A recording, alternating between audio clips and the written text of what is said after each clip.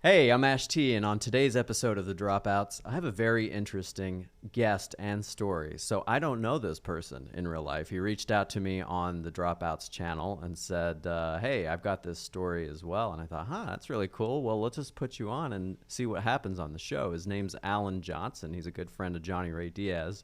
Hey, Alan. How you doing? First time we're meeting. Yes, it is. It is a pleasure, man. It's a pleasure to meet you. It's a pleasure to meet you. I'm excited. I'm excited too. I'm a little jealous that your voice is deeper than mine. I get that all the time. I had this voice at 8 years old. So 8 years old, you were talking joke. like that. Yeah. It was weird. It bothered me a little bit, and then I grew into it, and everybody was like. And then puberty, it got deeper. Yeah, even deeper. Been hearing all the time. You should do radio. Like, nah, I'm good. Oh, okay. Yeah. Well, I want to hear about your background growing up. Tell me a little bit about what your family did. What were the values they instilled in you? Yeah. What were your dreams growing up? Yeah, absolutely. Originally from Chicago, Illinois. Family values, just work hard. My mom, my dad, especially my dad, would always just say, read books, read as many books as you can. My mom, her values are just work hard and clean your room and stay on top of it. You know what I mean? Do you still clean your room? I'm a clean freak. Thanks to her, I'm a bit of a clean freak. So yeah, that's one of the things that she was focused on and my dad was focused on. And what were their jobs? My dad had tons of jobs, kind of like me. My mom, she did a lot of steel mill type work in factories and stuff like that. Before that, she was an actress also. Right? Oh, yeah. Okay. And she actually quit that, ended up having me and my siblings and whatnot. And then my dad, he worked as a contractor for a little bit, and then he went to Ringling Brothers Barnum Bailey Circus. So we got two entertainers. Well, he was just in the concession stands. He worked for the company. Gotcha. He wasn't really in entertainment. Granted, he's a funny guy himself. So he worked in popcorn, cotton candy, in the seats. You know how the guys yelling, popcorn, get your popcorn. That was my dad. Okay. That was my dad. All right. I think I got popcorn from him one time. You probably did. She was probably salty too. So yeah, that's what my mom and my dad did. And my mom kind of still does that. She's more into the in the hospital area now, just doing like clerical work and stuff like that now. So she's still out there, getting along, getting it done. Doing the work, man. Doing the work. And what did you want to be when you were a child? Like your earliest memory, 4, 5, 6? Or was there an age where you thought, this is, we all have dreams growing up, right? I want to be an astronaut. I want to be a fireman. Anything come up like that? None of that. Well, let me say this. My mom wanted me to be a chief surgeon. So a part of me was kind of like, all right, I'll do it. I'll try that. And a chief surgeon? Yeah. Like a chief of surgery. A chief of surgery. Yeah. Oh, okay. Yeah. She wanted you to be a doctor. All right. Yeah. I was like, okay, cool. I'll do it. And I was not. So I had undiagnosed ADHD. I could not focus in school. And so I didn't have the grades or anything like that. I was just too focused on TV, what was on TV, making people laugh in class, being a class clown. That was me. So I couldn't focus and it wasn't for me. It wasn't the understanding and reading and comprehending and all that stuff. Nah, it was not going to work for me to be a chief surgeon. Early on you knew, this is probably not going to work for me. And I know you got to be good at math, and I was terrible at math. So no, not going to work for me. Was that very stressful for you when you were like, this is what my mom wants to be, but I don't think I'm going to be able to fulfill that and make her proud? Not really, because she didn't press on it, but she would always throw it out there. You should be a chief surgeon. You should be a chief surgeon. Okay. Yeah, we'll see. And then, as I got older, it's like, no, that's not going to work for me. That's not going to work. And I think I kind of got into dancing when I turned like 8, 9. So I wanted to be a dancer at one point, hip hop dancer. That didn't last long. And then I got older and I got into art. So I do art also. I can sketch, draw, all that stuff, paint. That's when the art came in, and I kind of got into art and painting and creating little things and drawing and creating other people's faces, creating my own superheroes and stuff like that. So as I got older, I wanted to be one of the best artists that would ever live. Oh, well, about what age were you when you felt like that? 9, 10, 11. Okay. Yeah. So that is your dream. That was your dream. That was the dream. Of being an artist, a sketch artist. A sketch artist. Okay. Yeah. And I got better at it as I got older, but I didn't put in the work to get even better. Is when, again, it goes back to just me not being focused. I think my mom wanted me to put me on those Ritalin pills because I couldn't focus or whatnot, but she didn't. I'm kind of glad she. I don't know. Part of me wish she did. Part of me wish she didn't. I'm just curious how I would have turned out if I was on those pills. It's weird. Now I'm good. Might have been a surgeon. You never know, right? Probably would have been a surgeon, but I was always just self-taught with everything when it comes to art. So I did a little bit of the art, and I did a little bit of the sketching and the painting, and then I kind of fell out of that also. So. All right. So you are getting to the age where you're going to choose a college, right? And what happened there? College. Well, high school was cool because me and my friends, we did a dance group, and we would do like little sketches, and we would do sketches before we go on stage to do the dance competition. So like humor sketches. Yeah, humor sketches and whatnot. That's when the performing arts started kicking in. And so we went on stage a few times, made the crowd laugh. Everybody loved us. We would get off stage, girls would be coming up to us, asking us out. We were pretty popular. That's the best part. It was the best part. It was the best part. Being known for the dance group and the funny sketches and whatnot. Did your mom see you perform? She did. She really enjoyed the performances. She was a very supportive mom. She didn't, as long as I wasn't in jail or locked up or in prison, she was supportive of whatever I wanted to do. So that's what I'm saying. So that's great. Yeah. So she wanted me to be a chief of surgery. But as soon as you found your other passions, she was supportive of that. She was all for it. How about your dad? He another one. He was very supportive as long as I read books, studied, and put the effort into what I really wanted to do. He was behind it. So I had a great support system. That's great. You don't hear that all the time. You hear people. I never hear that. You hear parents and they're just like, no, you need to get an education. Yeah. Sometimes it's just not for everyone. But luckily I had the right parents behind me, and that's what, part of the reason it pushes me to keep going. So yeah. And so did you want to go to a performing arts school for college? I did, but I didn't know at that time that you could get a degree in performing arts. Oh, okay. It bothers me to this day that I could have looked up and went to the school, Yale School of Drama. Right. I had no idea about it when I was in college. So I didn't either. Right. So the only thing I knew about, there was a couple classes in the university I was going to. Yeah, which one was that? Community college in Mesa, Arizona. Mesa Community College.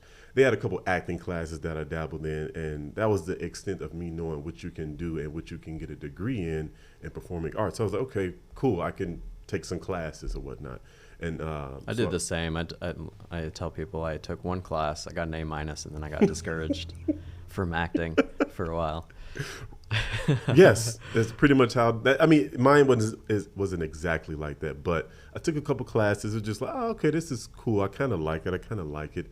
And what was the moment for you where you said, "But I need to make money"? Right. Is that, and then you need to get a degree? And what did you do? I never was the guy that wanted to get a degree. Oh, okay. I was just like, school wasn't for me. Right. And I'm okay with that. I knew at that moment I was going to be either an entrepreneur or a performer of some sort, which they go hand in hand actually. Yeah. When you're working for yourself. So it was one of the two. I started out doing the entrepreneur thing and dabbling into the acting thing. I was designing shirts. I kind of cranked it up with my art.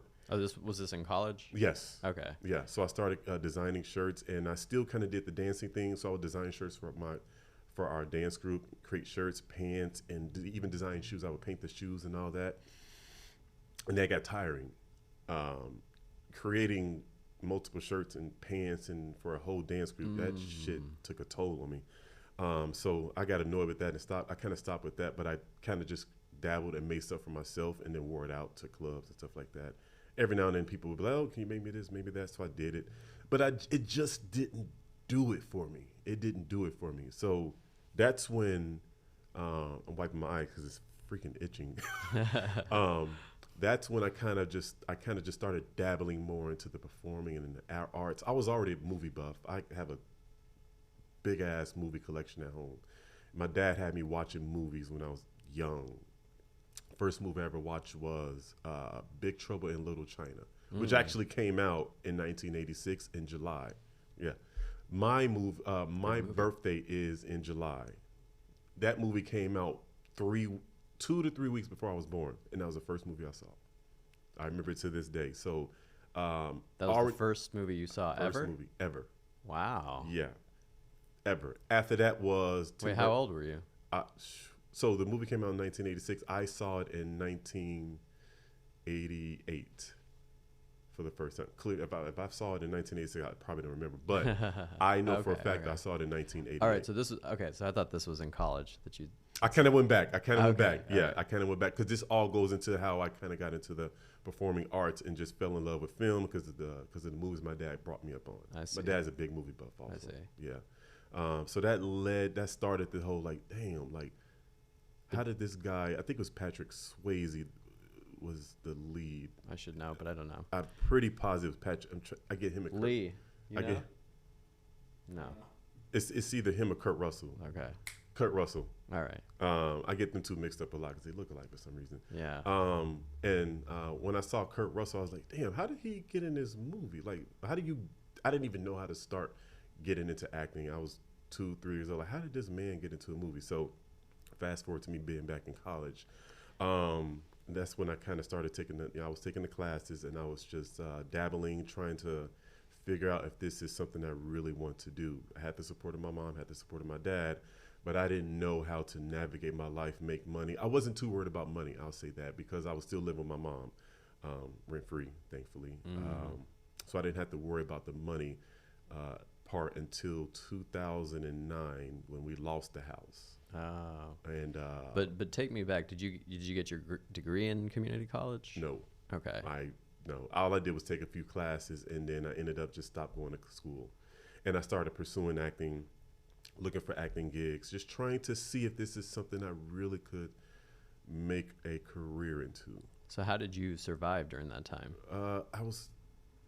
At that time I was living with my mom, so I didn't really have to make a lot of money. So I was doing a job. I was working at Sears Teleservice. Sears sales, and then I transferred to the teleservice because I switched jobs a lot. What did you think about that job? The first one was Sears while selling TVs, fine TVs. This was when all the flat screens came out, 2006. From there, I went to Sears Teleservice. It's a call center. Call centers are cool. I met a lot of women. That's the best part about it. It made some decent money. I would think I was getting paid. I thought it was a lot at that time. I was getting paid like $12 an hour. It's actually a lot in 2006. Yeah. 2000. That's actually a lot of money. It was. Not with current inflation, but exactly right. You could not survive off that now. Yeah. So yeah, that playing around with that and working at that job, it was cool. Met a lot of people. Met a lot of women. Were you ever on track where you're like, okay, I could do this job for a long time? No. Oh. No. So you didn't like it? No. It just paid the little bit of bills I had, which is the one cell phone bill that I had, which is with T-Mobile, who I'm still with, by the way. Shout out to T-Mobile. Yeah, that was the only bill. I really didn't get to the struggle part until we lost the house.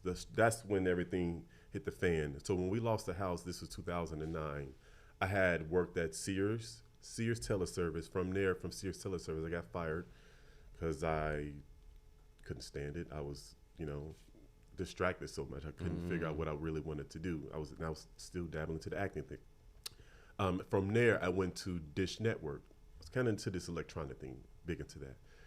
From Dish Network, after that, I got fired because I was late all the damn time.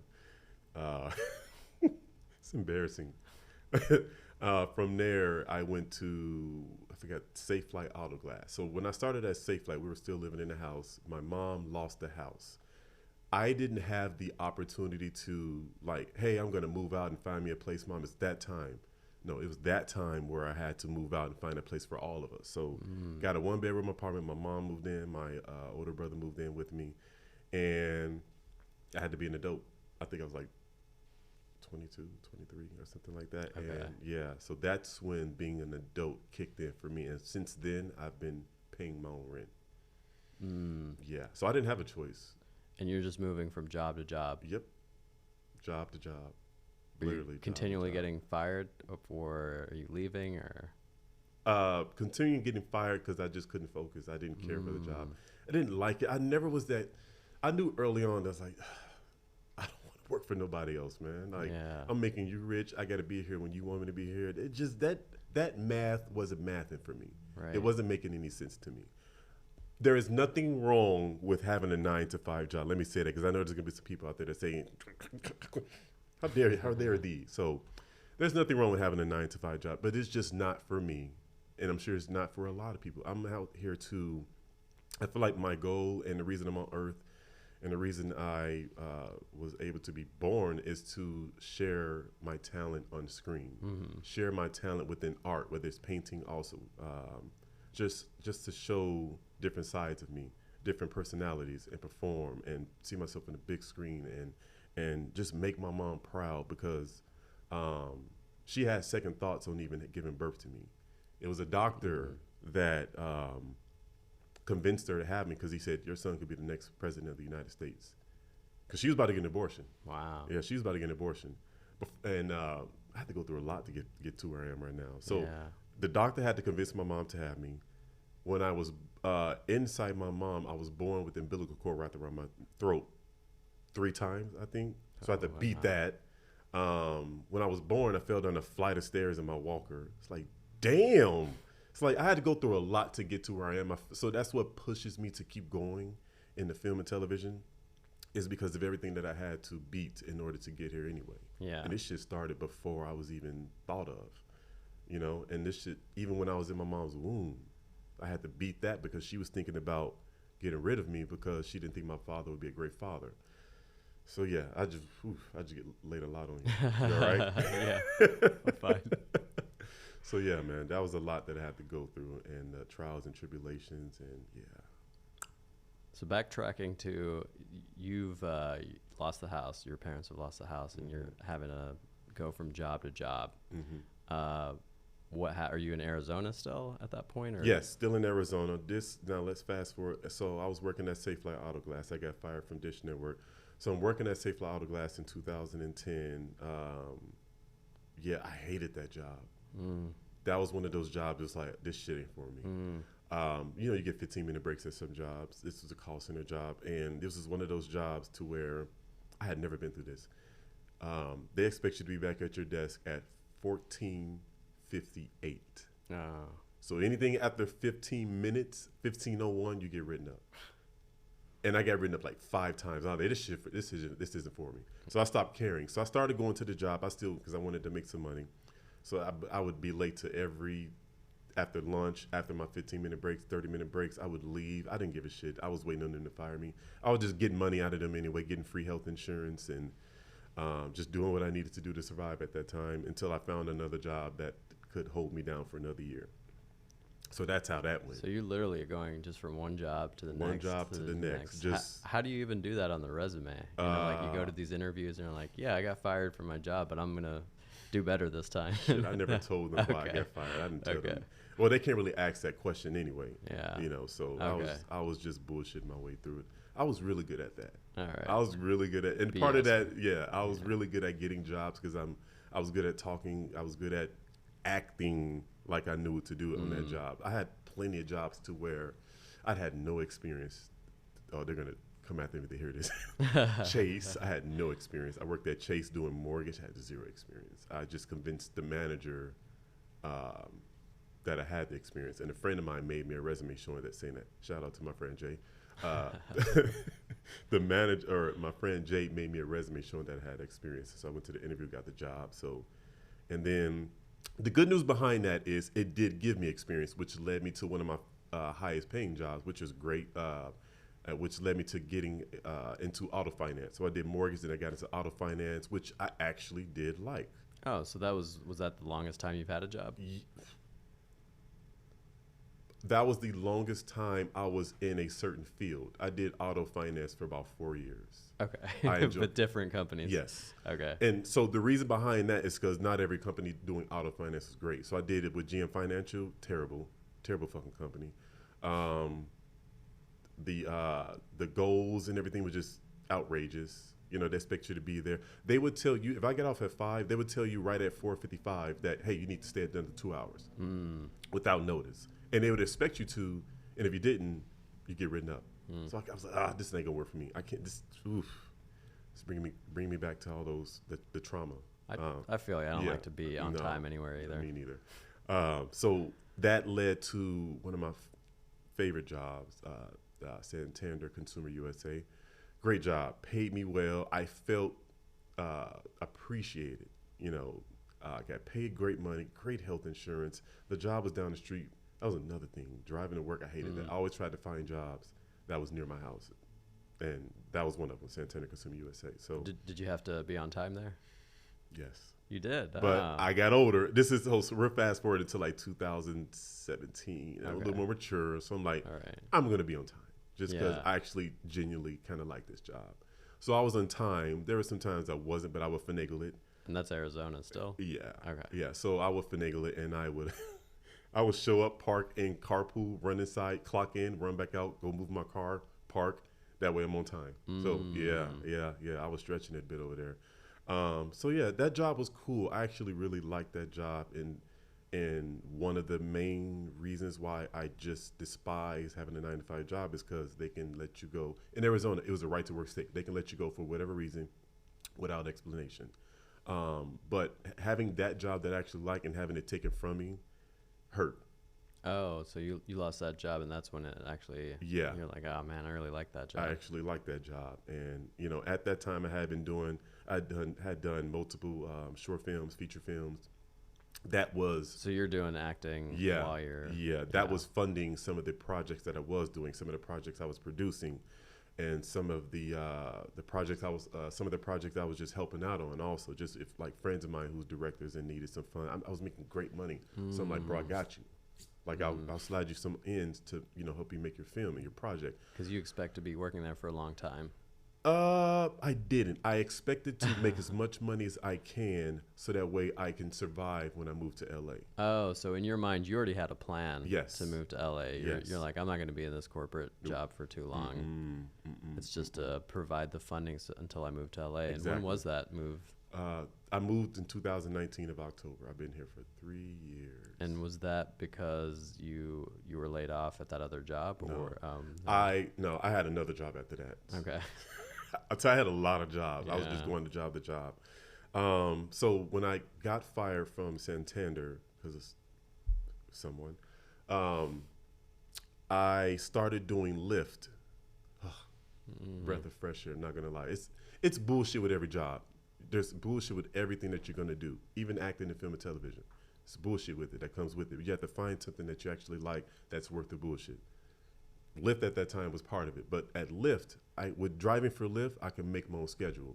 It's kind of, I was like, oh shit. Oh yeah. Oh, I see. Shit. Yeah. So when I got fired from Santana, I started doing Lyft, and my girlfriend at the time, we had been together for about 1.5 years. She had always said, like, yo, when are we going to move to LA? You've been talking about this for so long. Let's do it. And so right when I got fired from Santander, she was like, so this is it. This is your time to go. So let's get one more job, stack some bread. We're going to go to LA. So driving Lyft, and I started working at this other job. I think it's called Zilvio, and I was a enrollment advisor or whatnot. Had no experience, bullshitting my way through the interview, just like the other jobs. So I got that job. So I'm working both jobs, and man, I did that job wrong. I felt bad. I felt really bad. I health insurance, they give you that immediately. So I made sure my health was good. Make sure I got all the checkups I needed before I moved to LA. Gave you tons of PTO off the bat, so I was using PTO whenever I needed to, and I was just doing some trifling shit, but. PTO is an incredible side hustle in itself. It is an incredible side hustle. Let me tell you, man, I was getting shit done. It was bad. So yeah, doing all that, using the PTO, I used the PTO a lot to go. We would go to LA to try to look for places and stuff, and yeah, that's how that happened. Found a place in Long Beach, and put in my 2 weeks. We both packed our shit, and at this point, you're like, well, I've had a job every year for my entire life. So if I Mm-hmm. move to LA, I'll be able to figure it out. Is that kind of how it was? Bingo. Yes, I was confident that I can get a job. Yeah. So You've been so hustling your whole life. man, I'm a hustler all Yeah. day. I was confident I could Well, find a I job. got to stop you right here though and ask, on a set, you got to be on time all the time. How did you feel about that? Oh, that was easy. I loved that. I was in love with film and television, so that was not a problem. So depending on the right job, yes, you'll be on time. yes, yes, absolutely. If I feel validated, if I feel appreciated, Valued. That's probably valued. what I'm sorry. you're not Yes, seeing, yes. right? I Like in didn't most feel of your jobs, you didn't feel like you were valued. no. I think a lot of people feel like that. Yeah. If I feel valued, I will give it back to you. 110%. 110%. And so this goes into a loan thing. I got the validation I needed that I made the right decision to leave the 9 to 5 corporate world when the pandemic happened. Yeah. So when we moved here, we were in Long Beach. I got another job. I was doing auto finance, had the experience. So I said, cool, let me just, I think I got the job I got the job after I moved here. So got the job. I was driving Lyft at the same time, just making some extra ends. And I was just like, this is not it. God, this company was like cool, but it was just like strict on being on time. I don't like strict. Yeah. I don't like strict unless like Unless they treat you with respect. exactly. They were, but it was just like I was already over it at that point. Like I don't want to work for nobody. So I quit that job and I started driving Lyft full time. Bad timing because this was 2019 October. This was probably 6 months before the pandemic hits. yes. You see where I was going with that. Yeah. So I quit that job in the beginning of December. I'm thinking like, cool, I'm about to drive Lyft because I was already making good money with Lyft. I'm like, I'm making 1,000 a week, 1,500 a week, and I'm like, cool, I can survive off that. And the pandemic happens, and you know how it was. There was no Lyft rides. There was nothing. Thank God for Instacart. Oh yeah. I got into right, Instacart, and that paid the bills for the entirety of the pandemic. Wow.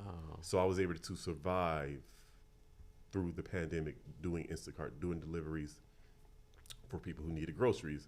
I'm a foodie. I like food. So it was nothing to me to go grocery shop for someone else and deliver their groceries for them. I learned a lot. You were on schedule. You were on your own schedule. I was on my own schedule. Yeah. Yes. And that, it's such a freeing feeling. You have no idea how rejuvenated I was to start doing Lyft, get kicked in the nuts when the pandemic happened, to get into Instacart. I just like, thank God, because a lot of friends of mine who moved to California or They LA, moved back. They moved back. You didn't. No. You pivoted.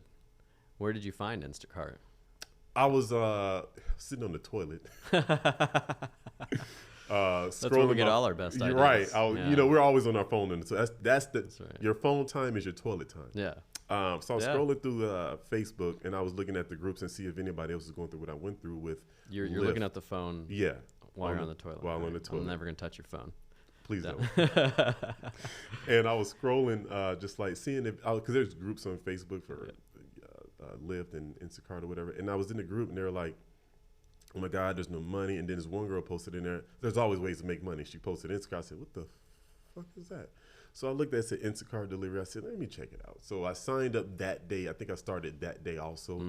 And I went out to go try to drive Lyft to see if I could get something. Nothing. I made like $5 in 4 hours. I was like, this is terrible. This is not going to work. So I went home, and they finally approved me to deliver for Instacart, right? And so I'm like, all right, cool. So I didn't know how it worked. So I found a delivery for $50. I was like, okay. So I chose it. And I didn't know how it worked. It said I had 3 hours to deliver it or to get it done. So I was like, cool, I'm going to take a nap. Cool. I wasn't in no rush. I'm going to take a nap. So I took an hour nap, and it said you have 10 minutes to start the delivery. I said, oh, shit. So I ran out the house, started the delivery, finished it, made it $50. I was like, oh. Then I got another one, $20. I was like, ooh. There we go. Saved your life. Yes. Got Instacart another one, saved your $30. But Yeah. we don't make as much as we used to during the pandemic. But all in this time, you're in LA. You're living your dream as an actor. And what are some of the big things that you've been doing now while you've been in LA? Oof. Some of your big wins, even from Arizona. So I did a feature film called and I just forgot the name of it. Oh, The Murder Muse. So that one is in post production, so I'm excited about. I'm the lead. It's a horror film, so I'm excited about that.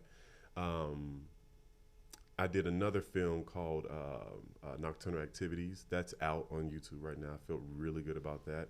I had another one, and this really made me feel like I'm in the right business. I auditioned for this one, and I auditioned like 10 times. It was agonizing how many times I had to audition, and I got the lead role, and I was playing a cop that was going to a mental breakdown.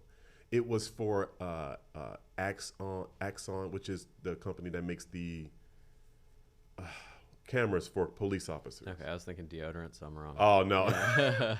And so I did the promotional video for them to bring awareness of mental abuse and the mental issues that police officers go through. So I played a cop that had mental issues and all that. So that's what that was about. The audition process was crazy. I auditioned, like I said, like 9-10 times, and when I landed, it was just like, this is what I'm supposed to do. Yeah. You know what I mean? Sure. This is where I'm supposed to be. This is the career path I want to go down. It's just it was so motivating that I booked that role, because I didn't think I was going to get it. I think all actors can attest to that you get these auditions, you're like, I'm not going to get this one, but I'm going to do it anyway. I'm not going to get this one. But there's some of them you get and you're like, I got this one. Yeah. And you don't get it. Yeah. You know what I mean? But this one, I was just like, I'm not going to get it. But I knew I could pull it off, because I've always felt like I had the drama part of it was just, I've always been dramatic. As you can see, I'm pretty dramatic. And they wanted somebody that could cry in cue, and I did it. And I was just like, okay, well, let's Can you cry right now? Not right now. Okay. I'm in a good mood right now. Right. So I did that, and I got the role, and it came out so good. Like, everybody that watched it, they're like, that was your best performance. That was your best performance. And I was like, damn. And so that was one of my big wins during the pandemic. Right. I'm very proud of that. It's called Two Families. Okay. Yeah. Gotcha. Yeah. So good. So if you have, you know how much rejection there is in the acting game, and like you've been in this for about a decade or more. Yeah. What advice do you have to people that are like, I think I just want to go back to a corporate 9 to 5. I just want to give up on this stuff. What keeps you going every day? What keeps me going is the fact that I could have easily not been here. My mom could have decided to abort me. Wow. I could have choked in her womb when the umbilical cord was right. I could have died in her womb. I've overcame so many obstacles. It's just like, you better not quit. That's why I keep going. Because I literally could not be. I could just easily not have been here right now. The accidents I've been in, car accidents with my mom, I could have died in those. So you're living one life and you got to live it. Yeah. All right. Exactly. You got to just take advantage of the opportunities and the fact that I'm still here. I made it through the pandemic. It's another one. I made it through the pandemic without having to go back to get a 9 to 5 job. Yeah. If there's a will, there's a way. I'm a hustler. I'm always about finding multiple sources of income to survive. Even when I was in Phoenix, you know, if I needed a job, I'm going to get a job. That's not a problem for me. Even right now, if I really wanted to go get a 9 to 5 job, I'm very confident I can land one. Right. But right now, I don't need one, and I don't ever want to go back. Because what happened at those jobs, especially the jobs I like how I was treated, and when I was let go, it really hurt. It really hurt, especially when I actually liked the job. For it to be taken from under my feet really pissed me off and put me in a dark place. It was just like, damn, I actually like this job, and you guys are gonna let me go. Yeah, so that one hurt. Those jobs hurt. The last couple jobs before I moved out to LA. But I think everything happens for a reason. Me moving out here further let me know that I'm in the right career. I'm on the right career path, and I'm doing the right thing. I have the drive. I have the motivation. Do I always have motivation? No. I'm not going to act like everything is just like peachy. No. I have my days where I'm burnt out. I went through the burnt out syndrome throughout most of this summer, where it was just like, fuck, man. Some of these auditions I don't feel like doing because I feel like they're wasting my time. But I did them. And then sometimes you get this, I got this clicker just like, ooh, let me remind myself, I'm an actor in LA and I'm surviving. Oof. Yeah. You know what I mean? Yeah. You know, and that got me back on track. That All got me right, right well, back on track. I think that's a good note to end on. Yeah, yeah. And I always say at the end of this podcast, I believe in you and you should believe in yourself. You really should believe in yourself. That's the number one thing. If you don't believe in yourself, then please don't do this to yourself, because this is suicide. Yeah. It really is. I was just reading a book, and they were saying anyone pursuing this type of career is insane. And they're right, because there's so much damn rejection. You have to be a really strong-minded person to deal with all this rejection that we go through. Right. And if you're not ready for that, then please don't do this to yourself. Yeah. Because it'll fuck your head up. Good words. Well, thanks so much for being on the podcast today, problem at all. Alan. It was a great time. I'm glad I was able to tell the story. And you're wonderful. Oh, you're wonderful too, You're man. wonderful. I love your voice. Thank you. I'm blushing. I love your voice too. Thank It's you. a pleasure meeting you. You as well, man. All right. Thank you.